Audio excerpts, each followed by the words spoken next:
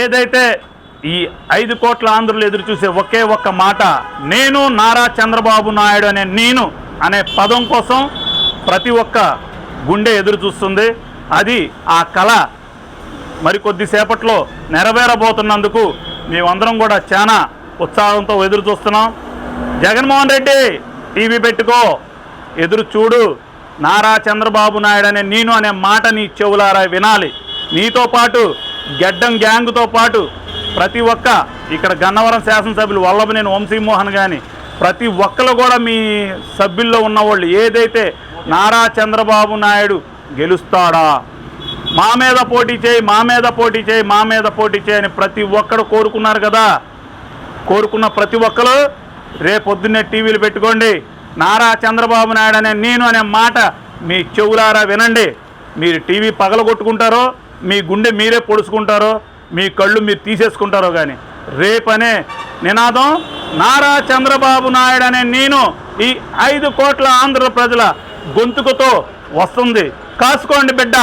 ఈరోజు ఎన్డీఏ కూటమికి ప్రజలందరూ కూడా అత్యధిక మెజారిటీతో, గతంలో కూడా చరిత్రలో ఎప్పుడు కూడా ఏ పార్టీకి అందనంత ఊహించిన స్థాయిలో ప్రతి ఒక్క అభ్యర్థికి కూడా అత్యధిక మెజారిటీతో పట్టం కట్టి ఈరోజు ఆంధ్రప్రదేశ్ని అభివృద్ధి చేయగల సత్తా ఉన్న నాయకుడు ఎవరైనా ఉన్నారంటే అది కేవలం ఒక నారా చంద్రబాబు నాయుడు గారు మాత్రమేనని ఆంధ్రప్రదేశ్ ప్రజలు 5 కోట్ల గొంతుకతో ఈరోజు నారా చంద్రబాబు నాయుడు గారిని ఎన్నుకోవడం జరిగింది.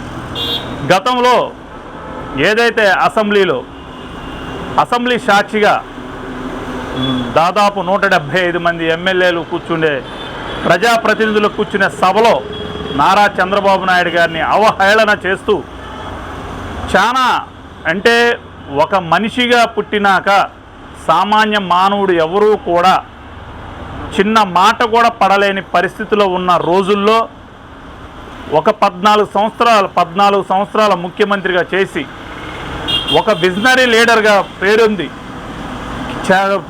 ఇతర దేశాల నుంచి ప్రధానమంత్రులు కానీ ఎవరైనా కానీ ఆయన సలహాలు తీసుకోవడానికి వచ్చే పరిస్థితుల్లో ఉన్న ఒక నాయకుడిని మన ఆంధ్రప్రదేశ్ అసెంబ్లీ సాక్షిగా అగౌరవపరుస్తుంటే ఈ 5 కోట్ల జనాభా చూసి ఏమి చేయాలరా దేవుడా, అలాంటి మహనీయుణ్ణి ఇంతమంది కలిసి ఒక రౌడీ మూకలాగా అయ్యి ఆయన ఇబ్బంది పెడుతున్నారే, ఆయన కళ్ళంట నీళ్లు పెట్టుకుంటున్నారే అని చెప్పి 5 కోట్ల ఆంధ్రులు కూడా ప్రతి ఒక్క గుండె కూడా చెమర్చిన రోజు అది.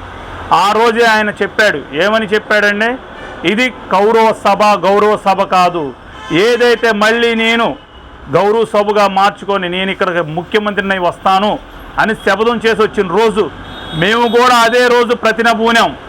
ఏదైతే ఎక్కడైతే ఆయన అవమానించబడ్డాడో అక్కడ మళ్ళీ తిరిగి ఆయన్ని ముఖ్యమంత్రిగా చేసుకోవడానికి ప్రతి ఒక్కరం కూడా కష్టపడాలని చెప్పి 5 కోట్ల ఆంధ్రులు కూడా చూసి ఆ ఒక్క ప్రతిన మేము మనసులో పూనుకున్నాము.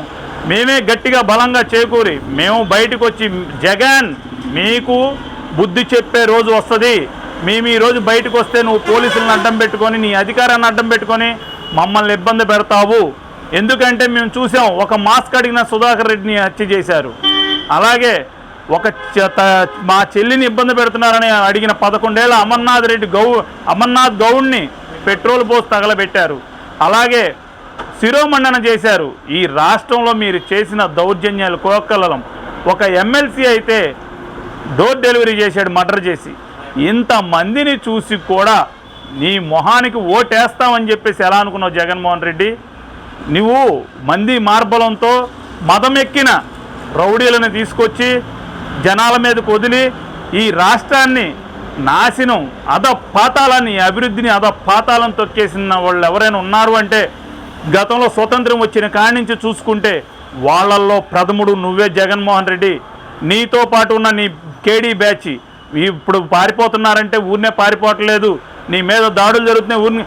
నీ నోరు మంచిదైతే ఊరు మంచిదవుద్దని సామెత గుర్తు తెచ్చుకో. నోరు మంచిదైతే ఊరు మంచిదవుద్ది. మీ నోరు మంచిది లేవు.